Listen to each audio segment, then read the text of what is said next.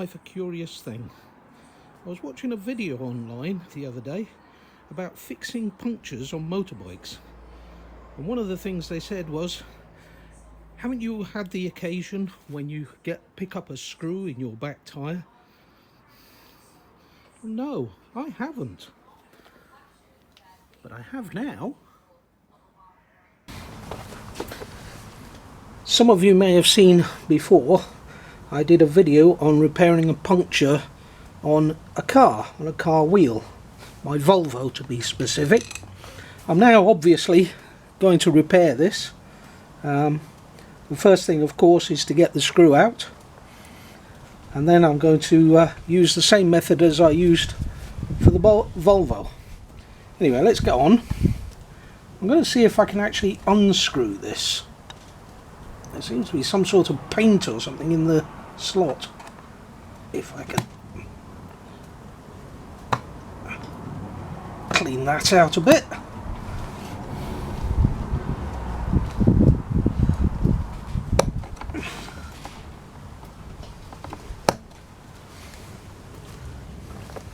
Maybe just enough to get the screwdriver into it neatly.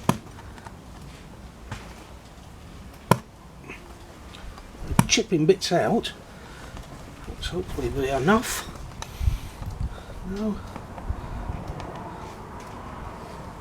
No, it doesn't look like there's going to be enough thread on it to I'm certainly not getting a very good grip on it. It would be helpful if I could put the back brake on, but this isn't a car. You don't have hand brakes on motorbikes. Well, not this one anyway. I did have a motorbike before, a Honda automatic, that did have a parking brake that locked the back wheel. I could so do that now.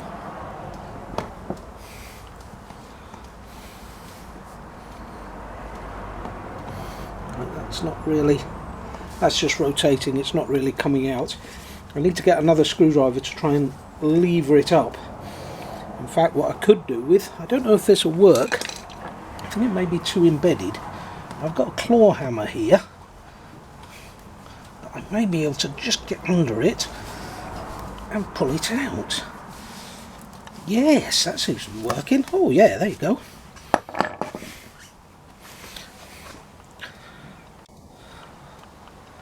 There you go, that's that screwed. Anyway, that's it out. The next job is to try and clean out that hole. Oh, and it's tight.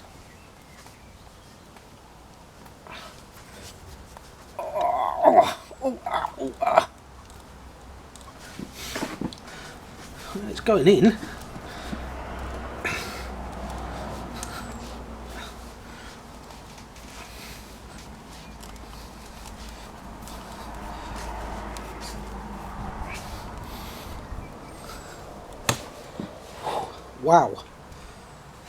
Wow, that is really tough.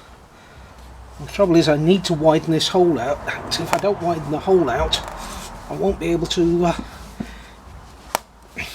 can hear lots of cracking.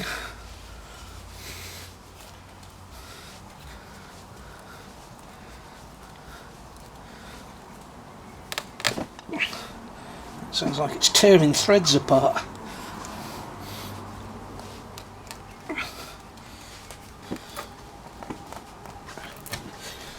You have to kind of saw it in and out to try and widen the hole up.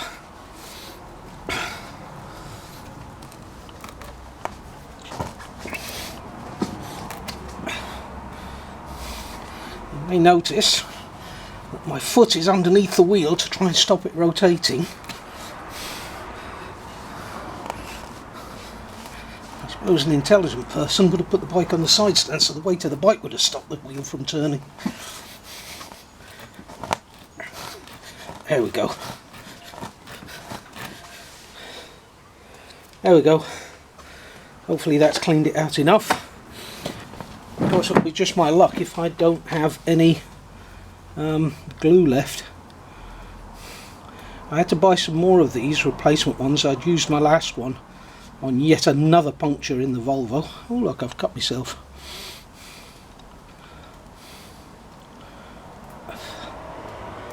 I've got to try and flatten this a bit to try and get it through the tool.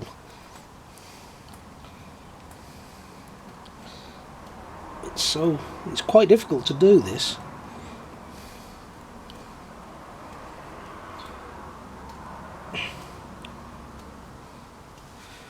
Trying to feed it through. Of course it's fatter than the gap it's got to go through.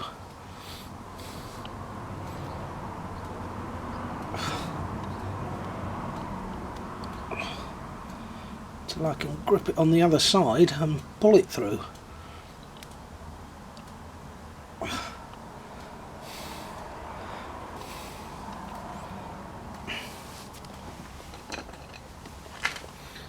Try and open it up with a screwdriver a bit to make the gap a little bit wider. I know you can't see what I'm doing there, I will show you. I've started to get it through. What I've done is wedge the screwdriver in through the top there to widen the gap to allow me to try and pull this through, which seems to be working now. Take that back out. Hopefully I should be able to pull it about halfway. Does that look about halfway? Yeah, that'll be about halfway. Right, now I'm going to push it in to the hole, but before I do that I need to smother it in this rubber solution glue. It does feel like there's some in there. Just squeeze it to the end, ready.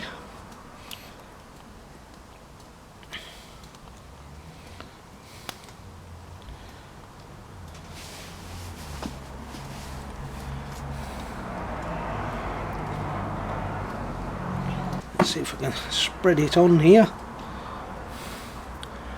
There's very little left.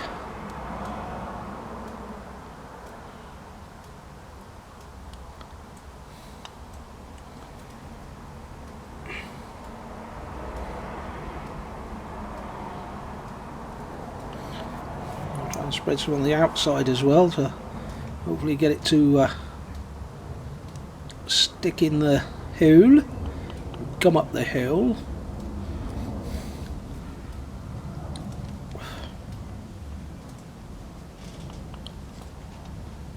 Come on. Right, that'll do it for now. Stick the lid back on. If I can stick the lid back on, there we go. Stick the lid back on. Set that up on the bike. Right. This is the tough bit, because we've got to try and get this tool in through that hole, insert the plug without pushing it right the way in.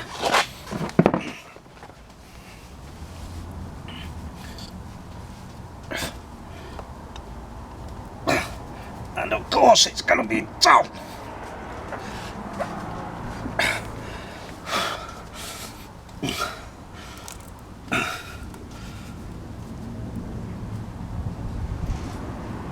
Oh, I can't get it to go in. Come on, in you go, come on. In you go. Go on, go on, come on. Oh, it is going slowly. I have to make sure it's right the way in before I pull the tool back out. Otherwise, it's a waste of bloody time.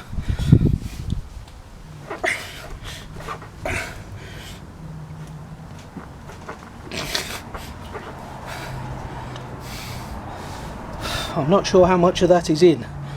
I'm going to try and keep going a little bit further.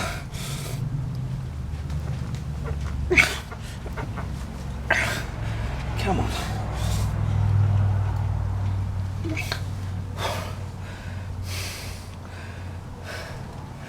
Wow.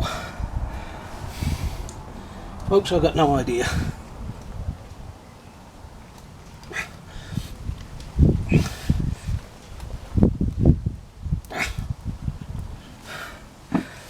Well, I think that's taken it in quite a bit. I'm hoping There we go, that's it. That's it now. You've got to pull one big jerk to get it back out without pulling the plug with it. There we go. Plugged. Now, the next job is to cut off the loose. And for that, I'm going to need a sharp knife. Now the trouble with this stuff is it sticks to everything, which is both a good and a bad thing. If I try to cut it off with a Stanley blade, it tends to glue itself to the Stanley blade, and it makes it really difficult for the Stanley blade to cut it off. If I had a pair of snips, I'd probably try and do it with a pair of snips. But in any case, those loose ends have got to come off, because they will drag against the road otherwise and probably pull it back out again.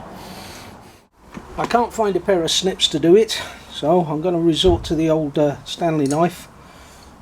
I'm not very confident that this blade is very sharp. Let's see what we can do here.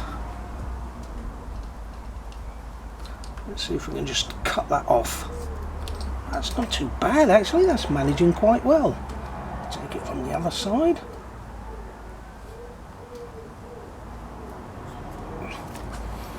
There we go. Plugged. A little bit off cut that will just go in the bin. It hasn't affected the Stanley knife too badly, it didn't really cling to it too much, and we seem to have plugged the hole. Now since we're here, we might as well have a look around the tyre just in case there's something else. It would be silly just to pump it up. That's just a bit of stone. It would be silly to pump it up and then find out that we've still got a puncture. We'll have a look around and make sure that the rest of the tyre is still quite whole. I think this tyre is getting quite low actually, we may need a new one soon.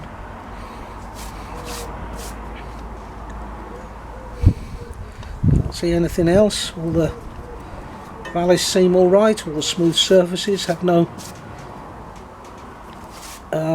captive on them, nothing sunk in.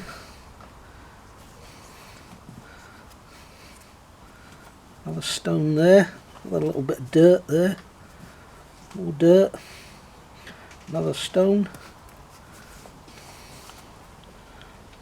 more dirt, just mud, mud,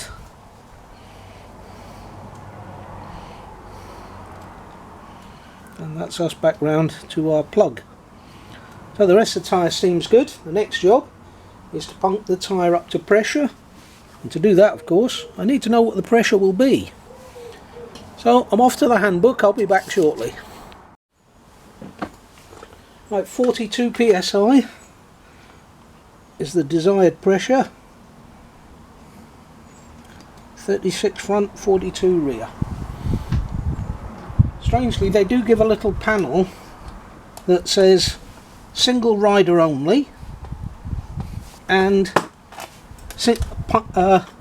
single rider with passenger. Sorry, I nearly said single rider twice there.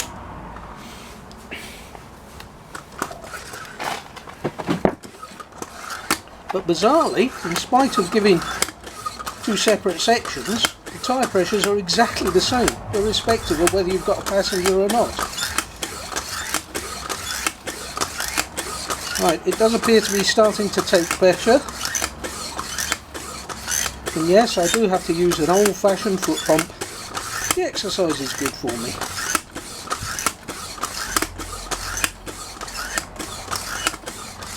And after that short, brief interlude, I'm only up to just about 10 psi so far, so not even that yet.